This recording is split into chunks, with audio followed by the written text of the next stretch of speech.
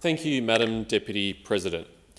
It's my honour to serve the Senate and, through it, my constituents as the Deputy Chair of the Senate Select Committee on COVID-19. And thinking back a year ago when that committee was established in the early stages of the pandemic, I remember quite well the bipartisan spirit in which it was established. It was proposed to this chamber on a unanimous basis, and its early work in particular, led by Senator Gallagher, was admirably bipartisan.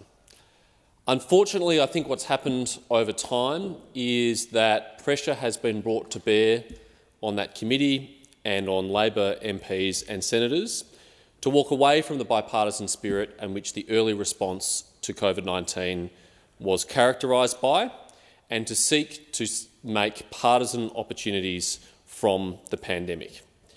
I was listening very carefully to the contributions of Senator O'Neill and Senator Ayres, and I have a lot of empathy for them as New South Wales senators for what they, their families and their constituents are going through. But in listening to their contributions, I couldn't decide whether their memories were just short, so short that they were short like a goldfish, or just selective. Because in Senator O'Neill's contribution, she said the lockdown in New South Wales is something that has never before been seen in the history of this country. With Senator O'Neill, when the restrictions lift in New South Wales, as I hope they soon do, when the border closures soon come to an end, I encourage you to come to Melbourne and try and tell Victorians that the lockdown that New South Wales underwent has never before been seen in the history of this country. I think you might be interested by the response you get, because of course Victorians remember the very long 111-day lockdown that they endured, and I hope that New South Wales does not have to suffer what Victorians suffered.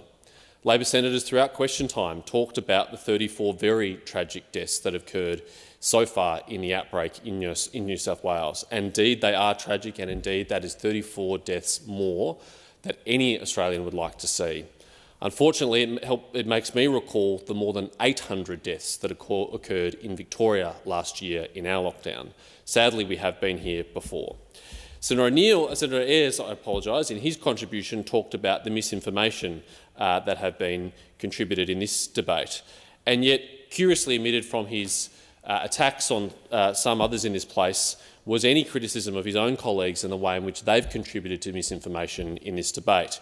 He could have talked about the misinformation that his own leader, Mr Albanese, has fuelled, particularly the scepticism around the AstraZeneca vaccine, and the way in which Mr Albanese has not been able to bring himself to endorse what we know is a safe and effective vaccine approved by our Therapeutic Goods Administration. He could have thought about his own New South Wales colleague, Mr Husic, a shadow minister, who in his own instance of misinformation a few weeks ago said that Australia did not have any sovereign domestic vaccine manufacturing capability. I hope it was just an error and not an outright lie, but it was, either way it was a case of misinformation.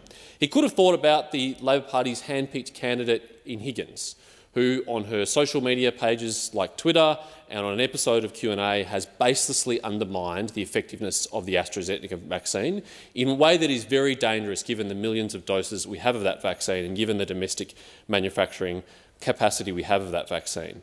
We know from the modelling released by the Peter Doherty Institute just a few weeks ago that there is a statistically insignificant difference between the efficacy of the AstraZeneca vaccine and the Pfizer vaccine, and yet we've seen repeatedly significant hesitation in our community to take the AstraZeneca vaccine because of the way in which it's been undermined.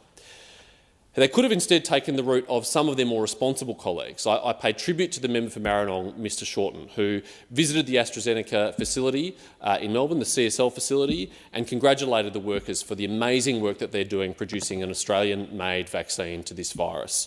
Or Senator Ciccone in this place, who's equally promoted AstraZeneca and encouraged his constituents to take it up, or Mr Bowen in the other place, who's equally encouraged them to take it up. Finally, though, I have to say I was surprised by my friend Senator Gallagher's question in the final question in question time today, because it seems to me that she's not familiar with the roadmap agreed to by the National Cabinet, by all state premiers and the Prime Minister, and the final phase of which, when we hopefully get to those higher rates of vaccination, is manage COVID-19 as an infectious disease like any other in the community. That's the world that all Australians aspire to. That's the world that we should be striving to, and we should do so on a bipartisan basis.